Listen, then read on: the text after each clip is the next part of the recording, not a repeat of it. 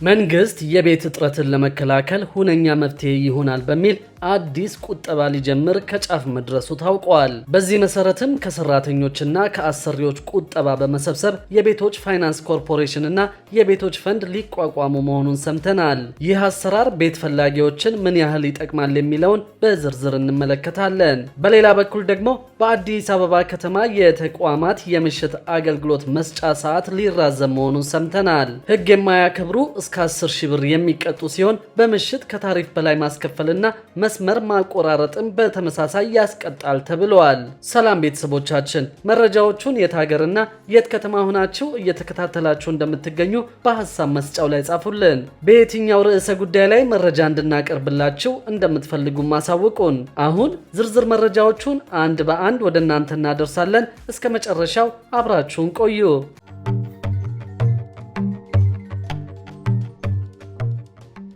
አዲስ አበባን ጨምሮ ትላልቅ ከተሞች ካሉባቸው በርካታ ችግሮች መካከል የመኖሪያ ቤት እጦት በቀዳሚነት ቢጠቀስም መንግስት እየተገበራቸው ያሉ የቤት ማግኛ አማራጮችም ለችግሩ ሁነኛ መፍትሄ ሊሆኑ አልቻሉም። አሁን ላይ ደግሞ እስካሁን ከተሞከሩት የቤት አማራጮች ለየት ያለ አማራጭ ለመተግበር መንግስት እንቅስቃሴ መጀመሩን ያገኘነው መረጃ ያሳያል። በትላልቅ ከተሞች ለሚነሳው የቤት ችግር ሁነኛ መፍትሄ ለመስጠትም የቤቶች ፋይናንስ ኮርፖሬሽንንና የቤቶች ፈንድን ለማቋቋም የሚያስችል ረቂቅ አዋጅ እየተዘጋጀ ይገኛል። የኢትዮጵያ ቤቶች ፋይናንስ ኮርፖሬሽን የቤቶች ፈንድን የሚያስተዳድር ተቋም ሲሆን የቤቶች ፋይናንስ ኮርፖሬሽን ተጠሪነት ደግሞ ለብሔራዊ ባንክ እንደሚሆንም በረቂቅ አዋጁ ላይ ተገልጿል። ረቂቅ አዋጁ ጸድቆ ወደ ተግባር ሲገባ ከሰራተኞችና ከአሰሪዎች ከእያንዳንዳቸው 1.5 በመቶ በቁጠባ በመሰብሰብ ለቤት ገንቢዎች ብድር እንደሚቀርብ በከተማና መሰረተ ልማት ሚኒስቴር የቤቶች ልማት መሪ ስራ አስፈጻሚ የሆኑት አቶ ጸጋይ ሙሼ ተናግረዋል።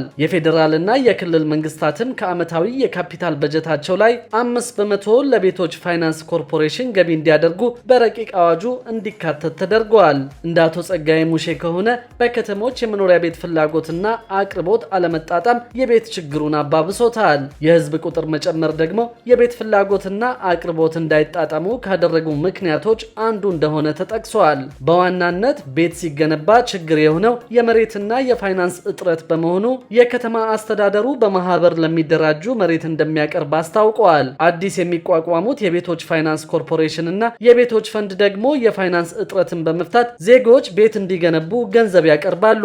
ከዚህ ቀደም መሬት በጨረታ ብቻ ይገኝ እንደነበር ስራ አስፈጻሚው አንስተው ካሁን በኋላ ግን ከጨረታ በተጨማሪ ከመንግስት ጋር በድርድር ስልት መሬት እንዲቀርብ እንደሚደረግ ነው የጠቆሙት። የአዲስ አበባ ቤቶች ልማትና አስተዳደር ቢሮ ምክትል ኃላፊ አቶ መኮንን ሚጀና በበኩላቸው የቤት ችግርን ለማቃለል መንግስት የተለያዩ የመፍትሄ እርምጃዎችን እየወሰደ ይገኛል ብለዋል። የመንግስትም ሆነ የግል ሰራተኛ ከሚያገኘው ገቢ 1.5 በመቶ በመቆጠብ የቤት ባለቤት የሚሆንበት አማራጭ እየተዘጋጀ ስለመሆኑም አንስተዋል። ከመንግስት ጋር በመተባበር ቤት ከሚገነቡ አጋር ድርጅቶች ጋርም የመግባቢያ ስምምነት መፈረሙንም ጠቅሰዋል። በርከት ያሉ አልሚዎች ወደ ስራ ከመጡ የቤት ችግር አቅርቦት እጥረትን ይቀርፋሉ ሲሉ ተናግረዋል። በስራ ላይ የነበሩ የህግ ማዕቀፎች ችግር እንደነበረባቸው ጠቅሰው አሁን ላይ ማዕቀፉ እንዲሻሻል እንቅስቃሴ መጀመሩን የገለጹት በዚህ አሰራር ቀደም ሲል ቤት ለማግኘት በ20/80 እና በ40/60 የተመዘገቡ ነዋሪዎች በምን መልኩ ይስተናገዳሉ ስለሚለው የተገለጸ ነገር የለም። ይህ ከሰራተኞችና ከአሰሪዎች ከእያንዳንዳቸው 1.5 በመቶ በቁጠባ በመሰብሰብ ቤቶችን የመገንባት እንቅስቃሴ በጎረቤት ሀገር ኬንያ ተግባራዊ ከተደረገ ዓመታት መቆጠራቸውን ያገኘነው መረጃ ያሳያል። በሌላ በኩል ደግሞ በአዲስ አበባ ከተማ የተቋማት የምሽት አገልግሎት መስጫ ሰዓት ሊራዘም እንደሚችል ሰምተናል። ህግ የማያከብሩ እስከ 10 ሺህ ብር የሚቀጡ ሲሆን በምሽት ከታሪፍ በላይ ማስከፈልና መስመር ማቆራረጥን በተመሳሳይ ያስቀጣል ተብሏል። በአዲስ አበባ ከተማ የምሽት ንግድ ቤቶችና የትራንስፖርት አገልግሎት መስጫ ሰዓት ለማራዘም በወጣው ደንብ መሰረት የተቋማት አገልግሎት መስጫ ሰዓት ተሻሽሎ እስከ ምሽት 4 ሰዓት የተደረገ ቢሆንም ከዚህ በላይ ሊራዘም እንደሚችል ተነግሯል። የደንቡን ዝግጅት አስመልክቶ የአዲስ አበባ ከተማ አስተዳደር ፍትህ ቢሮ ኃላፊ አቶ ተክሌ በዛብህ እንደተናገሩት በከተማው የንግድና የመሰረተ ልማቶች መሻሻል በመኖሩ ነው የሰዓት ማራዘሙ ያስፈለገው።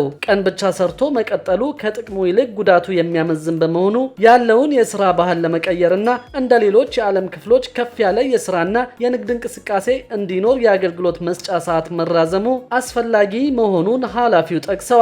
በዚህ ረገድ 24 ሰዓት አገልግሎት የሚሰጡ ሀገር አቀፍና ዓለም አቀፍ ተቋማት እንዳሉ ያወሱት ኃላፊው በመዲናዋ የአገልግሎት መስጫ እስከ ምሽት 4 ሰዓት ብቻ ተብሎ ተወስኖ ሊቆይ እንደማይችልና የሚራዘምበት ምክንያት መኖሩን ፍንጭ ሰጠዋል። የአዲስ አበባ ከተማ አስተዳደር ካቢኔ በቅርቡ ተወያይቶ ካጸደቃቸው ረቂቅ ደንቦች መካከል በምሽት የንግድ ቤቶችንና የትራንስፖርት አገልግሎት መስጫ ሰዓትን ለማራዘም ይረዳ ዘንድ ደንብ ቁጥር 184/2017 መዘጋጀቱ ተገልጿል።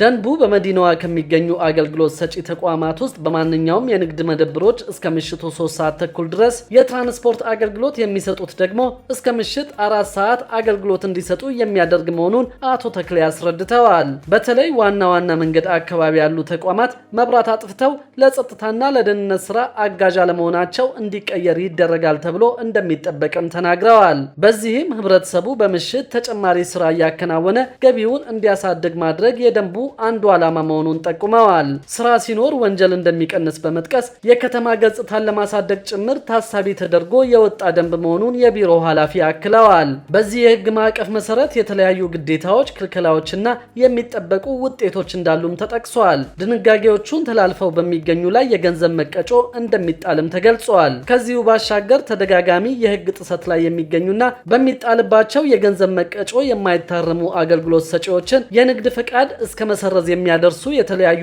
አስተዳደራዊ ቅጣቶችን መውሰድ እንደሚያስችልም ተነግረዋል። አንድ ተቋም ከምሽቱ 3 ሰዓት ተኩል በፊት የዘጋ እንደሆነ ምርት እያለ የለኝም ማለቱ ከተደረሰበት ለእያንዳንዱ ጥፋት 10,000 ብር እንደሚቀጣ አቶ ተክሌ ገልጸዋል። ተቋሙ እስከ ምሽት በሚቆይበት ጊዜ ለአገልግሎት ክፍት መሆኑን ኦፕን የሚለውን ምልክት በግልጽ እንዲታይ ማድረግ እንዳለበት የገለጹት የቢሮ ኃላፊው ይህንን ሳያደርግ ከተገኘ ግን እስከ 10,000 ብር ድረስ እንደሚያስቀጣ አስረድተዋል። ይህ ድርጊት ለ2 እና ለ3 ጊዜያት እየተደጋገመ የሚፈጸም ከሆነ የገንዘብ መጠኑ በ1/3 እየቀነሰ የሚቀጣ መሆኑን በመጥቀስ ከዚያ በላይ ከተደጋገመ ግን የንግድ ፍቃዱን ማገድና እስከ መሰረዝ የሚደርስ እርምጃ ይወሰዳል ብለዋል። ከትራንስፖርት አገልግሎት ጋር ተያይዞ ከምሽት 4 ሰዓት በፊት አገልግሎት ማቋረጥ፣ ከስምሪት መውጣት፣ የስምሪት መስመርን ማቆራረጥና ምሽት ስለሆነ በሚል ከታሪፍ በላይ ማስከፈል የተከለከሉ መሆናቸውን የጠቀሱት አቶ ተክሌ ለእያንዳንዱ ጥፋት 5,000 ብር እንደሚያስቀጣ ሊታወቅ ይገባዋል ብለዋል። መጠኑ በሚጨምር ተከታታይ የገንዘብ ቅጣት የማይታረሙ ከሆነ